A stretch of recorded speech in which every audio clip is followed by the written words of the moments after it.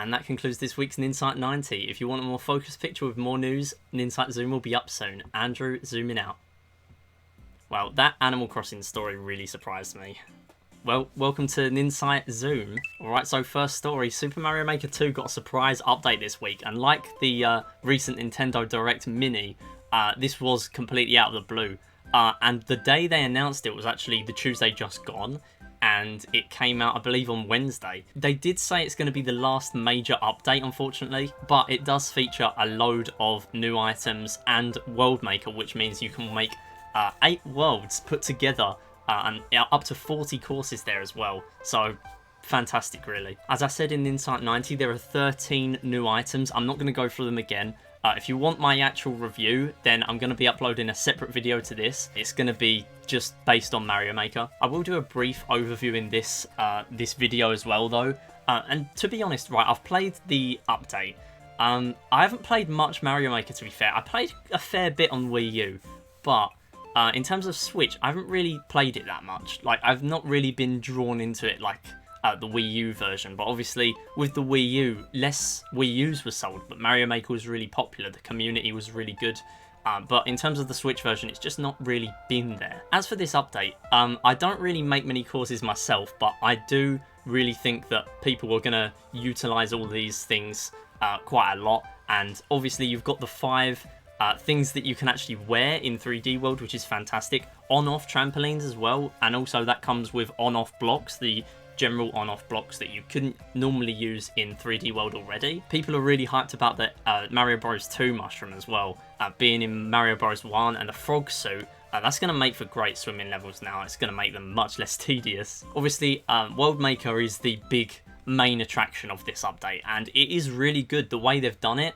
You go online and there's 8 or 9, I think, randomly generated worlds, and you can play them or you can search for one. It's fantastic. I think this is a really good feature. It's probably going to bring some people back to the game, but to be honest, I don't think it's going to keep people in the game long term, but I might be wrong. Alright, next up, skip to this part of the video to avoid this rumour.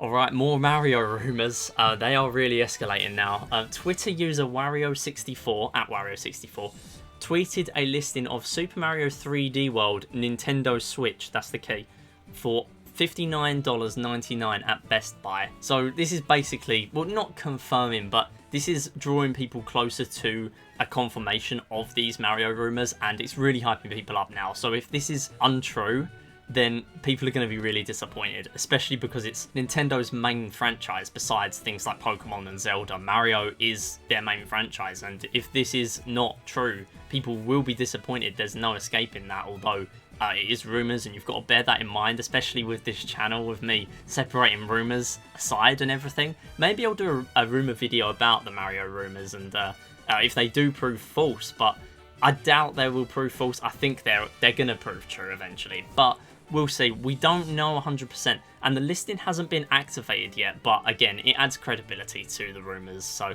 who knows, we'll have to wait and see. Okay, now this is an interesting one. This has sprung up within the last day or two. Nintendo Japan have ended production of grey, yellow and red JoyCon. This was really surprising. Other official Nintendo sites are yet to post about this, but you can still buy these colours in the Make Your Own Switch bundle and individually as normal. With the red Joy-Con, you can only really buy those in bundles, really, the Mario Odyssey bundle and things like that, but obviously you can buy them individually off other sites. I mean, this really did come as a bit of a shock to me. A lot of people have been moaning about Joy-Con drift recently, and it's not just recently, but over the past few months, or even like the past year. Possibly this is Nintendo hinting towards them making new Joy-Cons or Joy-Con 2.0. I'm not sure. Alright, your exclusive article for the week. Pokemon Sword and Shield won Famitsu Dengeki 2019 Game of the Year. People are a bit surprised, to say the least. It also picked up Best Role-Playing Game, which in itself is baffling people with the likes of Fire Emblem and Persona up for the title as well. They actually didn't get the title, it went to Pokemon again. The full list of awards is in the description on the link in the sources. Yeah, so just to name a few of the awards. So Best RPG, as I said, Fire Emblem Three Houses, Persona 5 Royal and Pokemon Sword and Shield were all up for the title, but Pokemon took it somehow. It is surprising for a lot of people, not just me. Also, best indie game, Untitled Goose Game was up for it, but it didn't actually win. So, to be honest, that is a bit of a shock.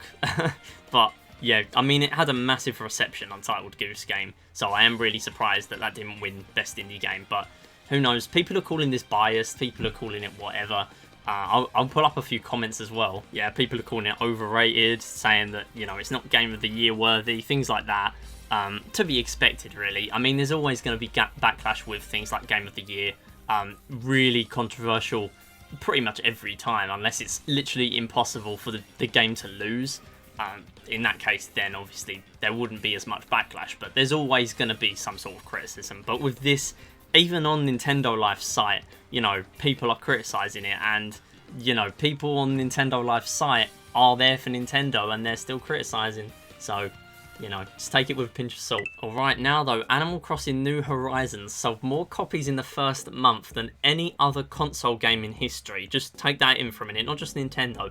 Any other console game in history, selling an estimated 5 million copies digitally. The record was previously held by Call of Duty Black Ops 3. I mean, this is crazy. This is absolutely mental. I'm not surprised by it, but this is crazy. The reason why I'm not surprised, really, I mean, we're all stuck at home.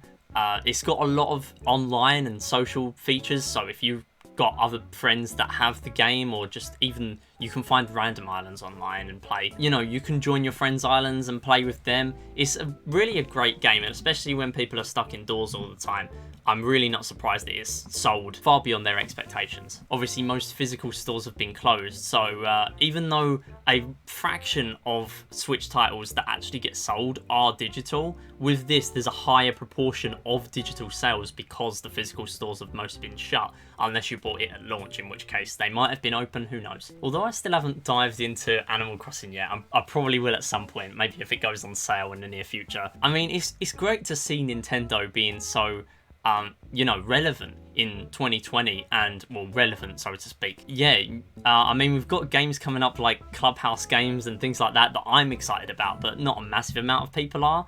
Like in that Direct Mini, a lot of people didn't really like the Direct Mini because there were a lot of RPG games in there and Clubhouse games that they're not really interested in. But for me, Clubhouse games is a really nostalgic game. It's up there with some AAA games, so I'm really happy with that, and that's really what you've got to bear in mind for some directs.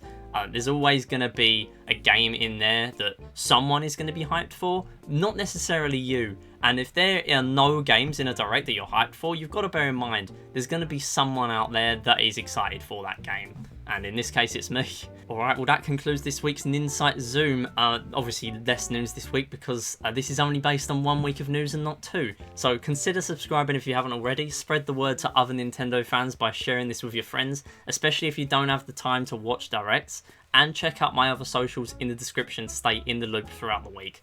I'm Andrew, zooming out.